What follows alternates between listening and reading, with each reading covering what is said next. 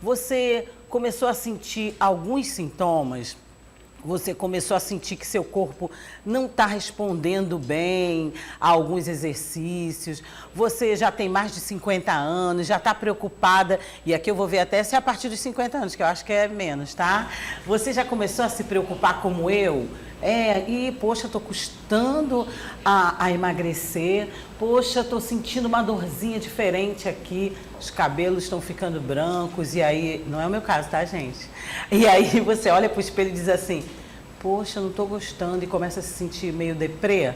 Não, não fica assim não. A idade chega para todos nós e é só a gente se cuidar. Ó, que a juventude está mais aqui na cabeça. Quem vai me corrigir, porque a gente tem que se cuidar também e vai dar mais informações sobre esse assunto, é o doutor Ricardo Quirino, que está aqui com a gente. Bom dia, doutor. Bom dia, tudo bem? Bom dia a todos que estão nos vendo e nos escutando.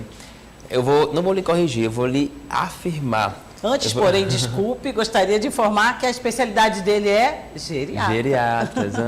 Fique à vontade, doutor. E é bem isso mesmo. Sinal, até disse nas outras entrevistas que o idoso é aquele jovem que se cuidou, jovem que deu certo, né?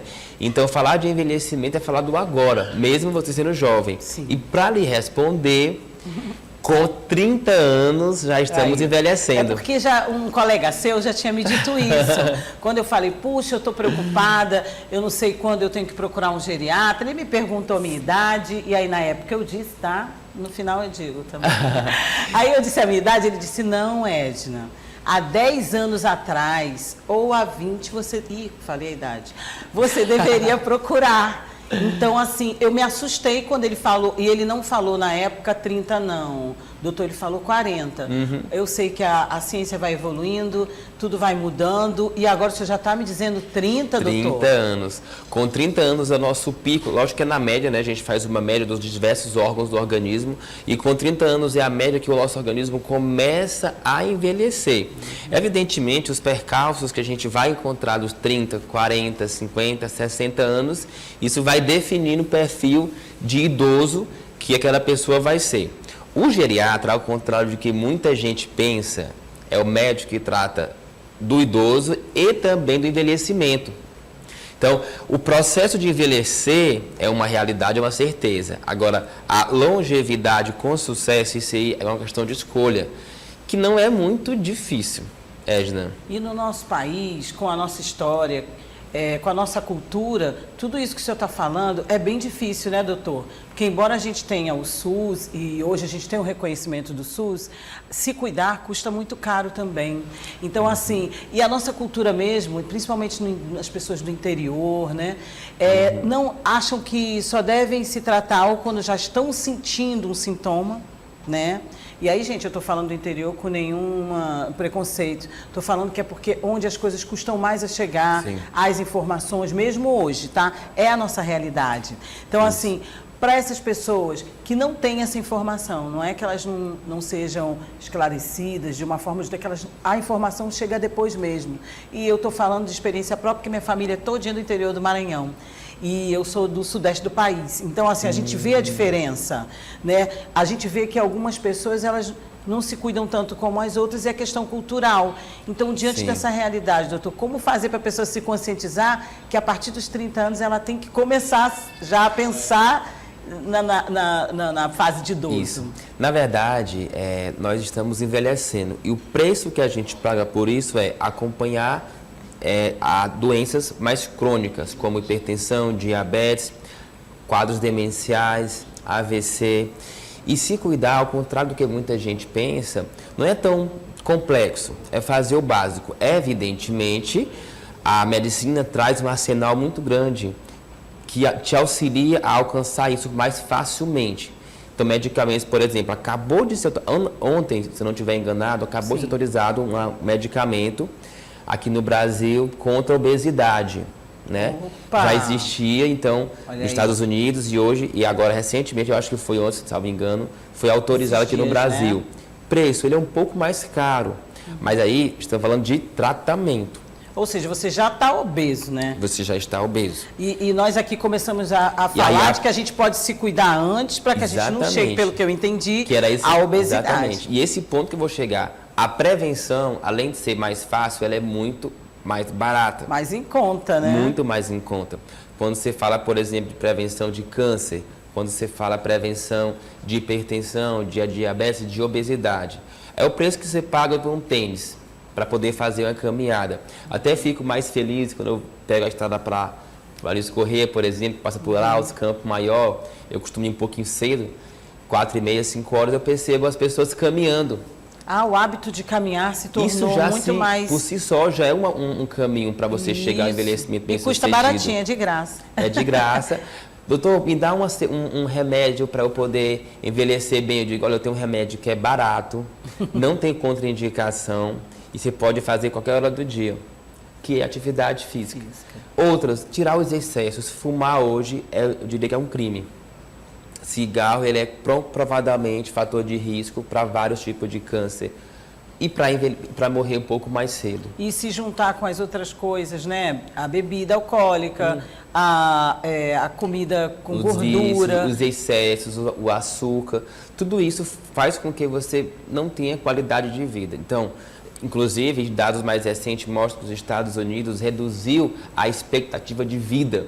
Isso é um marco para a humanidade. Muito mal, né? Porque, ao contrário aqui no Nordeste, a gente tem um pouco menos acesso a comidas mais rápidas. Fast food. Se você mora no Sudeste, nos Estados Unidos, cada canto tem um McDonald's. Eles comem muito, com muito molho, tudo é com muito molho, muito artificial, muito condimento, né?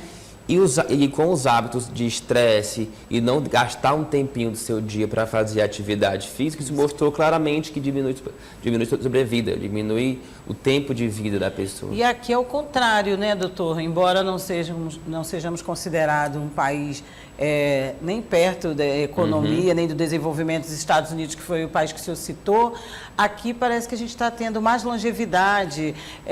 Minha mãe, dia 24 agora, faz 90 anos, eu tenho gente na família que já completou 100 anos, então assim, a gente escuta muitas histórias de pessoas que estão vivendo muito, então a expectativa de vida no Brasil aumentou. Como é que a gente explica isso? A gente come mal, né? Ainda tem esses vícios que o senhor citou e mesmo assim a gente está vivendo mais. É interessantíssima a sua observação e a sua pergunta, porque para isso foi feito um estudo a nível nacional. Foram perguntar, será se há algum gene? Será se é o clima? Quer dizer que frio as pessoas vivem mais e nos intertrópicos não? E na verdade perceberam que esses núcleos de pessoas que vivem mais, eles se espalham pelo mundo. Então você pega Japão, você pega alguns países ali da África, você pega alguns países da Europa e mostrou que não é gene, não é temperatura, não é clima. É exatamente hábito de vida. Essas zonas foram chamadas de blue zones, ou zonas azuis. Perceberam que só são hábitos. Olha aí, questão de hábito, né? Dormiu bem, evitar estresse, controlar as doenças, porque ter doença não quer dizer que não tenha saúde. Doença controlada também é sinônimo de saúde. Daí a importância de procurar sempre o médico, no caso, o idoso, o geriatra, e também os mais jovens também, porque a gente se prepara para o envelhecimento. Só um adendo, depois que eu passei a exercer a geriatria, eu mudei muitos meus hábitos. Porque, como eu pego o paciente, por exemplo, de 100, 90 anos, eu pergunto o segredo. São as minhas blue zones, né? E não tem muito segredo, na verdade. É você viver como manda a cartilha. Valorizar muito o sono. Tô só vendo a minha mãe aí, vai dizendo. Valorizar muito o sono. Tentar evitar esses estresses desnecessários que a gente passa. Telefone, por exemplo, nos ajudou, mas aumentou muito o estresse. Isso, demais. Tem até uma máxima que a gente fala que é assim, que aumentar a sua ansiedade é só ver stories do Instagram. Você se culpa, você se arrepende, você tem estresse. Evitar os excessos e os vícios como cigarro, álcool moderadamente e ter, né, dentre vários outros fatores, mas ter um bom convívio social. A pandemia nos mostrou isso. O ser humano é um ser sociável. Eu imagino que sua mãe preencheu a cartilha bem direitinho para chegar bem aos 100 anos. E vou lhe dar... A única coisa que ela não faz, que a gente chama de... É um lazer que a gente chama de lazer, que é sair, ir para a festa. É o que ela não faz. Que ela fazia antes só na casa de de parentes. Ela nunca foi desde jovem, ao contrário da filha dela, ela não é festeira.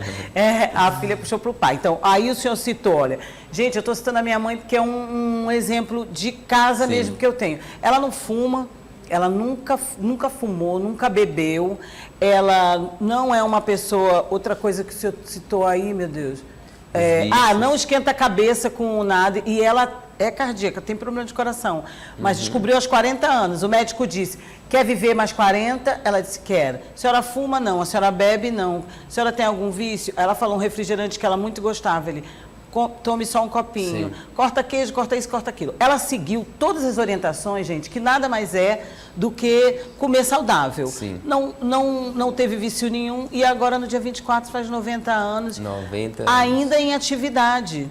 Entendeu? Então, assim, esse estudo que o senhor está colocando, poxa, o que será? É um gene, isso e aquilo? A gente fica se perguntando quando olha para ela, como é que pode? Porque eu conheço várias pessoas de 80 anos que não têm a disposição que ela tem. E o estresse, o senhor pode querer estressar ela de qualquer jeito, que ela só faz assim, ó, vai resolver. Depois a gente fala. Essa tranquilidade. Bem, eu aceitei para a gente ir para um outro ponto também. E as pessoas que fazem tudo direitinho, entre aspas, doutor, e mesmo assim estão sentindo mais os sintomas da velhice, vamos dizer assim, do idoso. Eu tenho também exemplos de perto de pessoas que seguiram até, mas se sentem mal e daqui a pouco vão descobrir, estão com açúcar lá em cima, está tudo descompensado. Interessante também essa colocação, que eu sempre trago. O geriatra é o médico do idoso e do jovem em processo de envelhecimento. Certo. Então, algumas pessoas elas têm dificuldade em lidar com o envelhecimento. Às vezes fazem tudo corretinho, mas o organismo envelhece. E a gente tem que se adaptar às limitações. Como então, o cabelo branco, a gente consegue pintar. Isso. A vista, a gente consegue operar de catarata. Isso. O pessoal esquece da audição, que também envelhece. Aqui no estúdio todos usam óculos. Isso.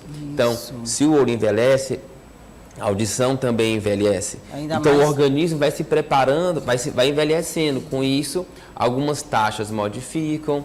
Algumas metas também modificam, não necessariamente sendo doença. Evidentemente, somos uma máquina. E máquinas, elas podem dar alguns tipos de problema, que são casos hereditários. Então, tem colesterol aumentado por questão hereditária, tem a pressão um pouco maior por questão hereditária.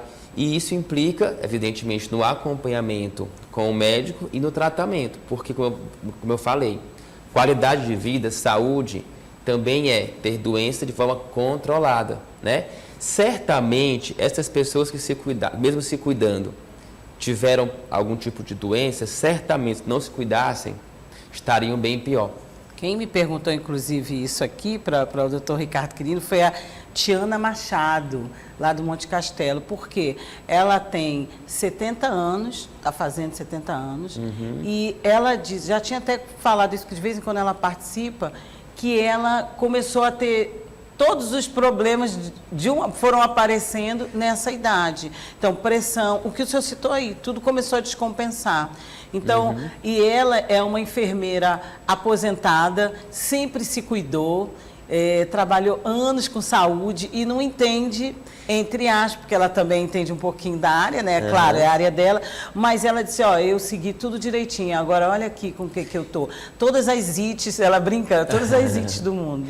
Mas é interessante, o público da saúde, a gente tenta se cuidar, mas é muito estresse que a gente passa. E isso termina que a gente cuida mais dos outros do que da gente. E quando vai se atentar para cuidar, já tem todo o arsenal aí de doenças. O profissional da saúde é um exemplo, né? A saúde é bem comum isso acontecer no meio médico, de enfermeiros, de psicólogos. Né? Só que tem um adendo. Os níveis pressóricos, os valores para definir uma doença no idoso é bem diferente do jovem. Eu preciso entender que tipo de idoso é aquele. Exemplo, se eu pego um idoso que ele tem mais debilidade, a pressão, que eu digo que é hipertensão arterial no jovem, no idoso às vezes não é. Outra coisa, idoso tem muito hábito de tomar remédio. De antigamente, se automedicar, automedicação, né? Vizinho, então eu vou tomar também. E a automedicação, gera efeitos colaterais que vai exigir um outro remédio para poder tratar. Então, idoso é uma série de fatores. Por isso que lá no consultório, no espaço que a gente montou, no Felicitar, que é onde eu atendo, lá a gente faz um trabalho diferenciado. Tanto que o consultório não parece um consultório, é uma sala de estar, como a sua aqui. Por quê? Sim. Porque só o fato de procurar o médico, a pressão do idoso já sobe. O meu pai, quando vai, ele tem 86, ele sempre tem. A gente sabe que não é só no caso do idoso, né? Quando a gente vai ao médico, geral, o coração bate mais forte. Eu sinto às vezes até aqui, ó. Então, a gente fica nessa tensão, quanto mais o idoso, né? Por isso que a discussão com o idoso, a gente tem que sempre fazer um bate-papo, para conhecer quem de fato é e aí sim adequar as doenças ou diagnósticos ao perfil daquele idoso. Porque acima de tudo, ir ao médico não é ir pela doença, é ir pensando no seu futuro com qualidade de vida, né? Imagino que a Lorena já vai ao geriatra para poder se cuidar. Nunca no Brasil. Para quando chegar aos 60, está bem. Acompanhar a mãe mais jovenzinha dessa. Então, isso é o viver, isso é qualidade de vida, né? Isso é você exercer o seu direito, né, o seu dever de se cuidar, né? Para você chegar bem aos 60, aos 70.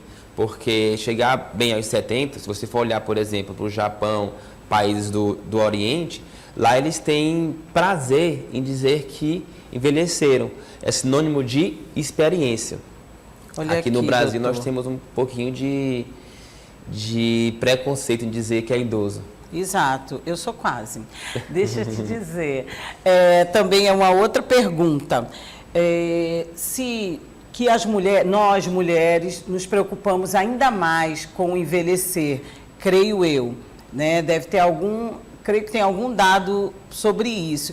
Porque a gente também se preocupa muito com a questão estética. Eu falei do cabelo, mas tem a pele que começa a ressecar mais.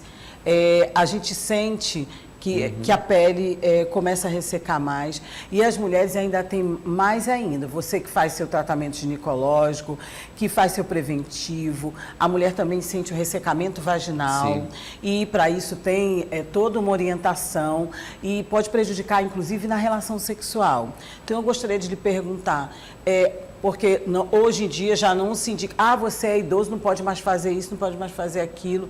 Não, pelo contrário, você tem que ter suas atividades normais que você tinha antes. Sim. Só que esse problema de ressecamento de pele, ressecamento de alguns órgãos, de saber que os órgãos estão atrofiando, também afeta algumas mulheres, principalmente as mulheres, psicologicamente. E Sim. isso, de repente, não dá nem mais qualidade de vida. Então, hoje em dia, a gente está incentivando, Sim. em qualquer idade, você namorar, Sim. você ter sua vida de lazer, você fazer esportes. Existe também toda uma campanha contra o preconceito com o idoso, né?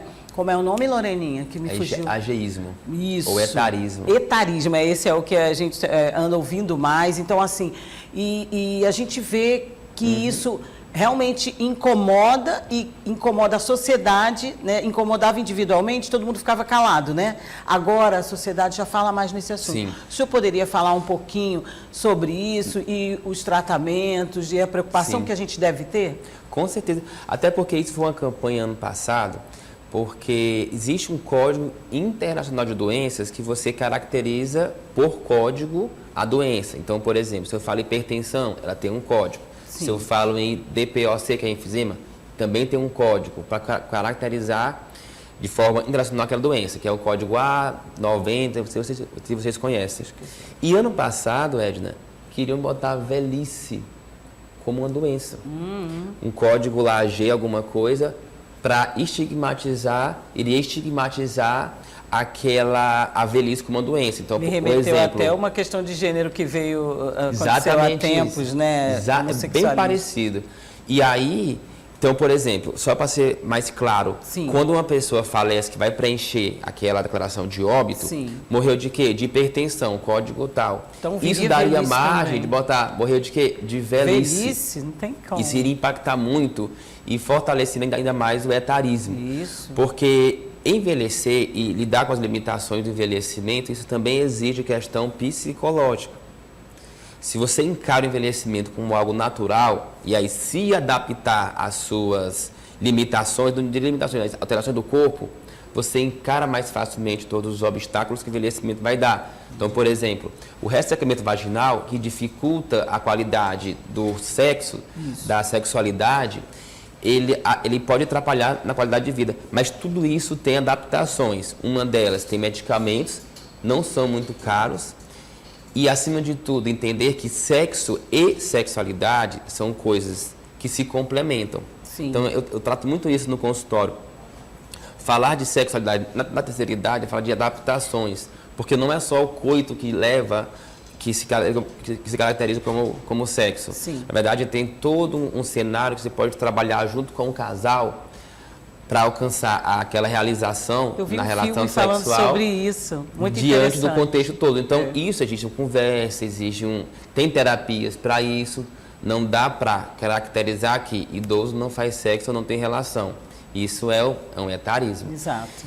E as outras modificações do organismo, como eu já até comentei, né? A visão, a audição, a pele, tudo isso dá para a gente também, com cosméticos, trabalhar. Isso, hidratantes, Mas, acima de tudo, trabalhar a cabeça. Dizer que envelhecer dói é uma falácia. Tá com dor do envelhecimento. Não. Tantos jovens que agora vamos botar a Loreninha aqui na roda.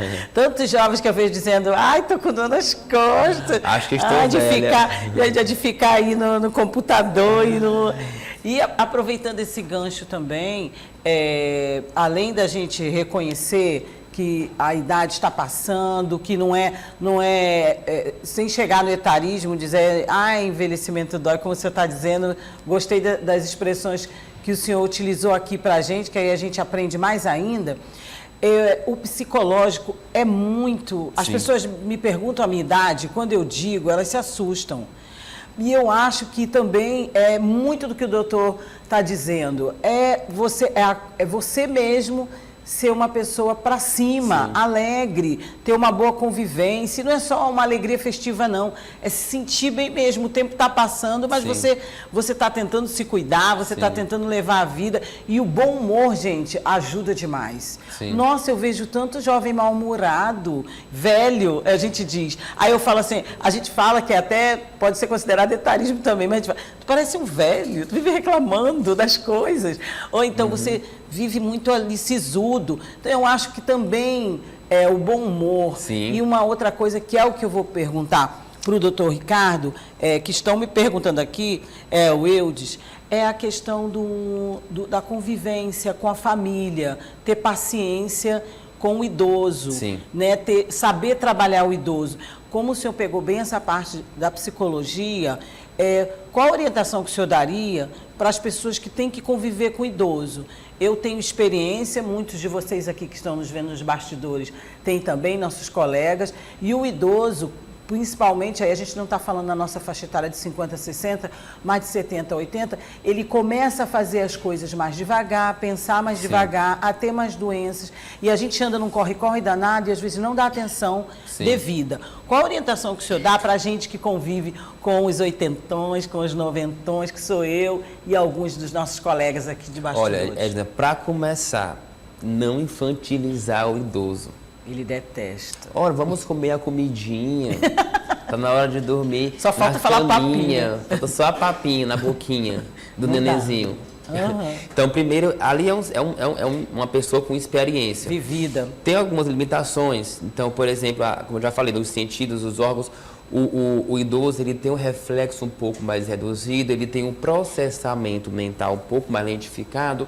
Então, tudo isso daí é inerente do processo de envelhecimento. Evidentemente, é preciso uma avaliação mais fina do que o perfil do idoso. Então, para vocês entenderem, a geriatria trata o idoso pela sua funcionalidade.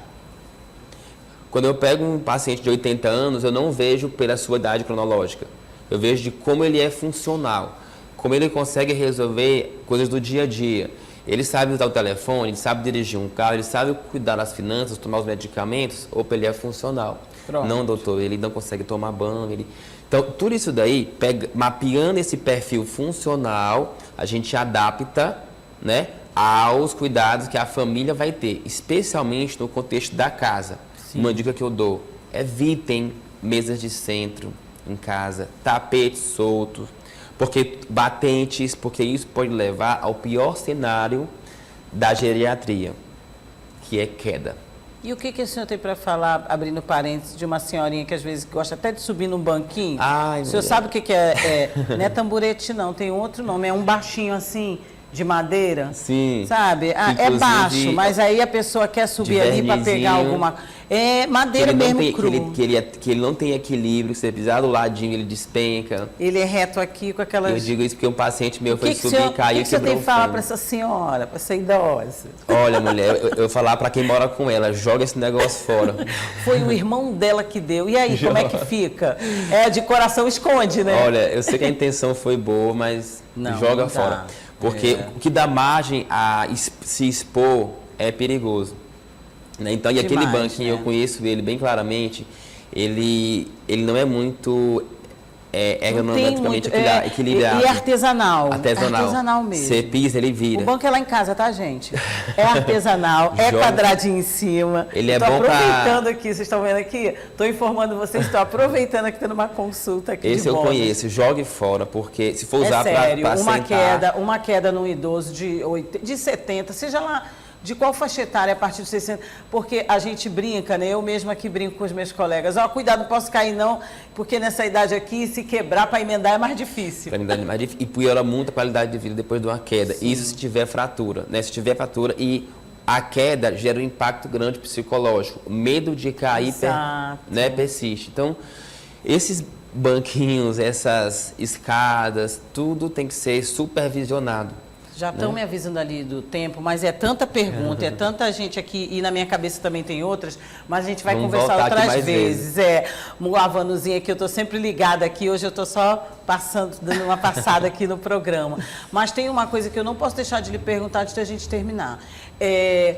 Para o senhor falar para as pessoas que estão nos assistindo, nossa audiência, a idade... independente do que elas estejam sentindo, que é bom a gente procurar um geriatra. E Sim. uma coisa que eu também já senti na pele com os meus pais, a gente vive de plano de saúde Sim. e também de SUS. E às vezes quando a gente vai procurar, é muito difícil achar Sim. um geriatra compatível com o seu plano de saúde, porque a gente sabe que saúde custa caro no nosso Sim. país, então a gente depende de plano e do SUS. Essa é uma realidade, doutor? É a segunda pergunta para finalizar, Isso. além da idade que eu gostaria que o senhor falasse. Isso, está sendo até uma tendência, no Sudeste, inclusive, já é bem mais instituído e também aqui, exercer uma medicina, exercer uma geriatria, por exemplo, de qualidade, é muito difícil você fazer em 15, em 20 minutos. Ainda mais com os custos que o profissional tem para se aperfeiçoar, né, para poder ter acesso, como você comentou no começo, às informações, aos Sim. congressos, às novidades, às discussões. Então, às vezes é complicado, de fato, algumas especialidades exercer via plano, E o SUS, inclusive, pegando aqui na nossa parte, tem excelentes geriatras. A gente sabe a dificuldade que é, às vezes, o acesso, mas a organização do sistema e a qualidade que é os médicos que eu conheço, inclusive trabalhando no SUS, isso é um divisor de água. E, acima de tudo, que eu digo para meus pacientes, você separar uma organização financeiramente para a sua saúde, isso não é um gasto, isso é um investimento. Sim. Porque quando você parte para o curativo, remédios, esses estão bem mais caros. Também conheço essa parte. E a geriatria, inclusive, eu até brinco, é um investimento. O paciente chega lá com 15 remédios e sai com 4 medicações. Pois é. Eu sou médico que tira remédio. Eu tinha essa coisa do remédio para falar também, mas, enfim. E idade, 60 anos é obrigatório ir ao geriatra. O seu filho, você leva no pediatra, geriatra, porque a geriatria vê o idoso com outro olhar. Eu olho para ele pensando no futuro. Por isso que eu não faço geriatria em 15 minutos, faço em 1 hora. Só mais uma, doutor Ricardo.